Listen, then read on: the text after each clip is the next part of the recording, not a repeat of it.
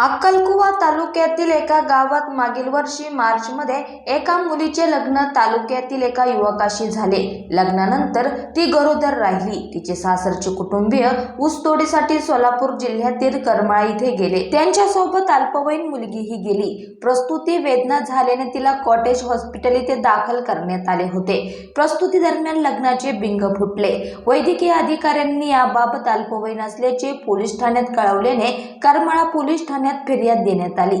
अक्कलकुवा पोलीस ठाण्यात मुलीची आई आणि पतीविरुद्ध गुन्हा दाखल करण्यात आला आहे। सोलापूर मधील अक्कलकुवा तालुक्यातील एका गावातील अल्पवयीन मुलीचा गेल्या वर्षी मार्च 2024 मध्ये तालुक्यातील एका युवकाशी मुलीच्या घरच्यांनी विवाह लावून देण्यात आला होता। मुलगी त्यावेळी 14 वर्षांची होती। मुलगी अल्पवयीन असल्याचे माहीत असूनही आईने तिचे लग्न लावून दिले, तर युवकाने पत्नी म्हणून तिला स्वीकारले। 2 महिन्यांपूर्वी त्या मुलीच्या सासरची मंडळी सोलापूर जिल्ह्यातील करमाळा येथे ऊस तोडीसाठी गेले। त्यांच्यासोबत ती मुलगी गर्भवती असताना गेली।